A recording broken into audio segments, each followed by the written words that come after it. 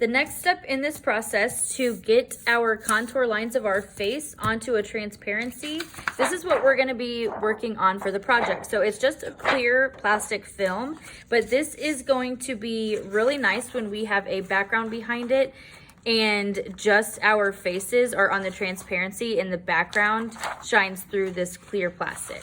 So I'm gonna show you now how to trace all of your contour lines. Contour lines are anything on the outside. These are the general makeup outside lines, and then we're gonna do some detail lines as well, because in some of your photos I'm seeing some different hairstyles and things like that. If you have accessories, you can include those as well. And I'm also gonna show you how to go around the teeth without outlining them so much that it looks like you have stuff stuck between your teeth.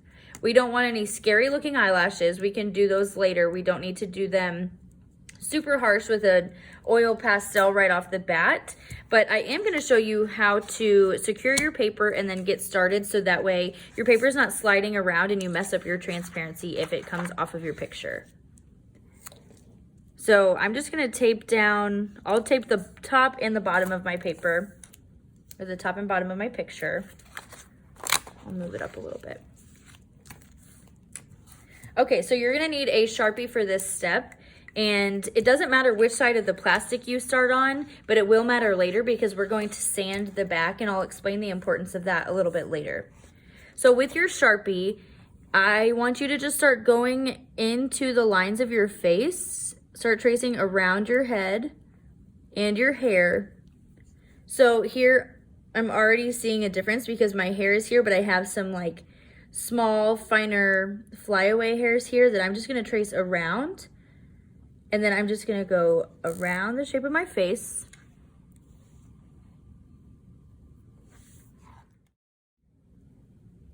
We do want to try to do this step pretty neatly because this Sharpie is going to show up on our final, and we don't want anything that looks kind of scratchy or messed up because it will show up to the viewers and we will be able to see it, and then it's just not going to give us that overall desired look we're going for. So I'm trying to do this neatly. It's tricky because I've got my hair covering my ear here. And so I'm just including any little line that I see, but the rest of this mark is just hair, and then here's my earring. If your Sharpie starts to run out of ink, please throw it in the trash. We don't need to keep dry Sharpies because everyone's just gonna keep recirculating dried out markers. So I'm gonna continue to do the details of my face. When you go around your nose, please make sure you avoid creating a nose that is shaped like this or a nose that is shaped like this. You're not a cartoon and it's not realistic. So I'm just gonna show you kind of how to do around the nostrils, and then the rest of this will be done with oil pastel. You'll be able to show your values simply with color because you have highlights, you have shadows along the bridge of your nose. You don't need to outline your entire nose, and you don't need to blacken your nostrils like this either. It's just not realistic looking at all since we are not cartoons. So don't do that. I'm just gonna show you how to go around the curves of the nostrils if you see them in your picture. If you don't see them, don't trace them. So I see just very subtle lines here, and then the rest I'm gonna play up with oil pastel. I may wanna continue that line a little bit and this one just a little bit, but the rest I will do with color. So I'm gonna leave that there. I'm going to trace around my eyebrows. You don't have to worry about any little eyebrow hairs right now, just the basic shape of it. The little details we can do later with color. And then I'm gonna go into my eyes as well. I don't wanna do my individual lashes right now. I can get to that later. When you start going over these lines, it's gonna start to look like a cartoon version of yourself. It looks a little strange. Don't get panicked. It will start to come together when we add color. But here I'm gonna show you how to go over your teeth so that way it doesn't look like you just have chiclets or like black stuff stuck between your teeth. So I'm just gonna go around my gum line a little bit, but I'm not gonna trace down along the length of my teeth because it's just gonna look like there are black things stuck in my teeth, which based on this picture is not true. So we want to make sure that we don't create a problem for ourselves that's not there to begin with. So I've done along my gum line. I've just traced around where the pink of my gums was. And now I'm just gonna do a little bit at the bottom and let the eye kind of do the reading in the optical illusion to see that that is the shape of my tooth. Just a little bit. I don't need to go overboard and do too much.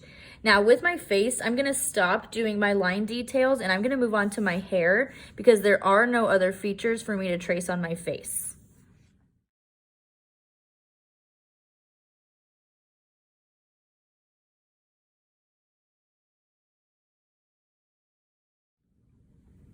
So when I was going over my hair, I didn't do every single strand because then eventually this whole thing would be covered in black and I'm not gonna be able to add any color to it. But I did wanna kind of show the general direction my hair was going and also that it has a little bit of like a wave to it on this day. It was curled and so there are some areas where I can see the direction of the hair. So you can just kind of alter this however you'd like to match your photograph. You do not have to do every single strand. I would prefer that you didn't, because then you're not going to be able to add any color to it and the whole thing is just going to be one solid black Sharpie filled section.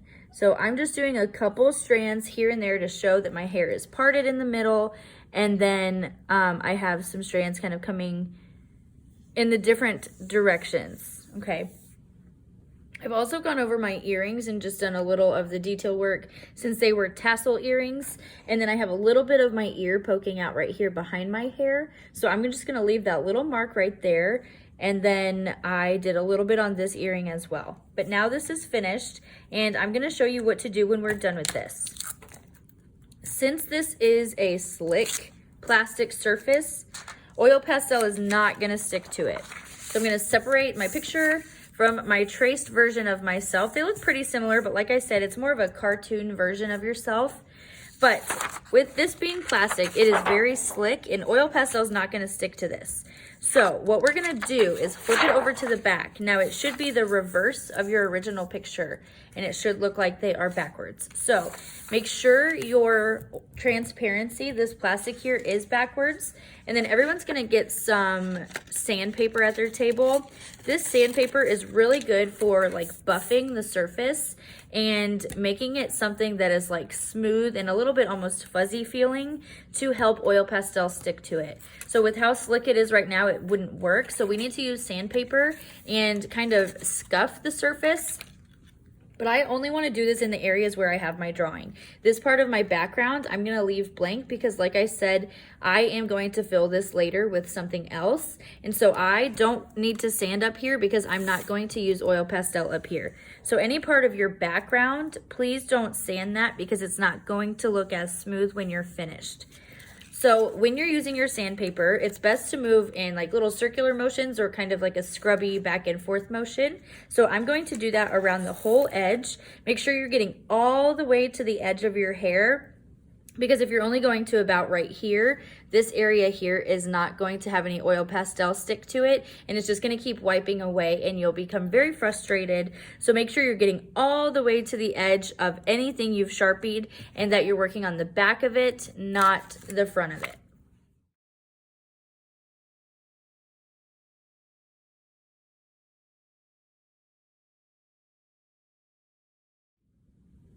When you are sanding your picture, eventually your sandpaper is going to start to get really soft and it's not going to feel gritty anymore and it's not going to do a very good job of sanding. So when you're sanding, like I said, you're going to be moving in some scrubbing motions. If you look closely at this transparency, you can see here that it's very slick and shiny. And then down on the part that I've sanded, it is almost more like wax paper or tracing paper. It is not slick anymore. It feels very different. So this is nice and smooth. And this is much rougher because now the surface is all scuffed up. And it also has a little bit of like a dust from the ground up plastic on it.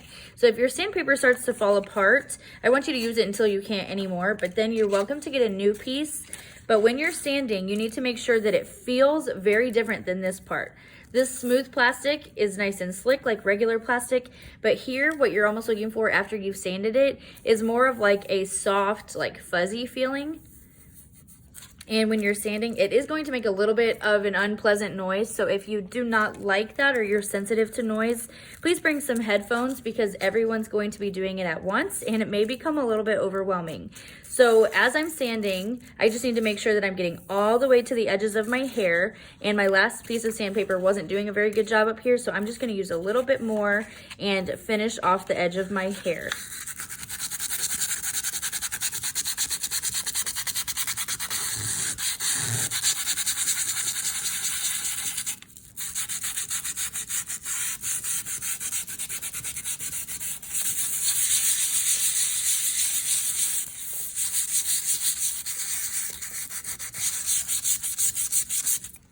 Make sure you get all the way down to the bottom as well, because you're going to basically have this all the way to the edge of your background on the bottom, so that way it looks like a full solid portrait.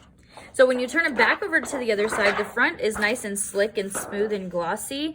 We want to make sure we are sanding on the back, because if you do it on the front, your picture in its correct format is going to be very fuzzy and scratchy looking. And then the oil pastels won't have these nice clean Sharpie lines in front of them. So make sure you are doing it on the back when you are sanding. And then from this point forward, you're going to get your Skin Tone 101 sheet where you practice finding your own shade colors and your own range of skin tones based on highlights and shadows. And then you are going to start laying down color based on your photograph and trying to get it as accurate to your photograph as possible. So anywhere you do see highlights, make sure that on your drawing, that's the lightest part. So up close in my picture, the bridge of my nose is pretty light, but then the tip of my nose is actually even lighter, and it's almost like a separated mark. So it's light, and then it kind of stops, and then it's light again right on the edge. So I need to make sure I demonstrate that on my transparency as well. And when you are working, remember, you can always start lighter and add more, but it's very hard to take away that color once it's on there, especially now that it's on this surface that has been buffed. It's not going to come off very well. So you want to try to get it correct first. Practice on your sheet. If you have trouble and it's not working out, I want you to go back to your practice sheet. You can even test it out on the back, okay?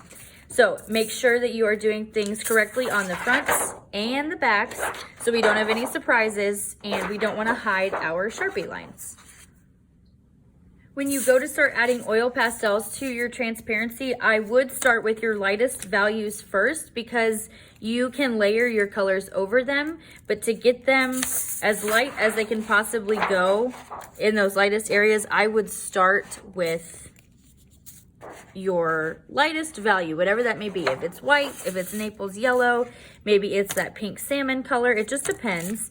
But I'm using a mix of white and that Naples yellow just to get my basic beginning color. And it may help to put a blank sheet of paper under your transparency so you can really see what colors you're getting. So right now I can see that my nose is a little too like yellow orange. I need it to be a little more white. So I'm just gonna go back over it with white. If you're working on your oil pastel portrait on just the desk, I do recommend putting paper under it because that's the only way you're gonna tell if you're getting the correct colors. So I'm just layering this kind of white banana yellow mixture together. And then I'm gonna add a little peach to my chin, but I wanna keep it pretty white still because it's very pale here where the light's hitting. So I'm just going to continue this for the rest of my portrait. And at the end, I will have a finished product that hopefully matches this pretty well.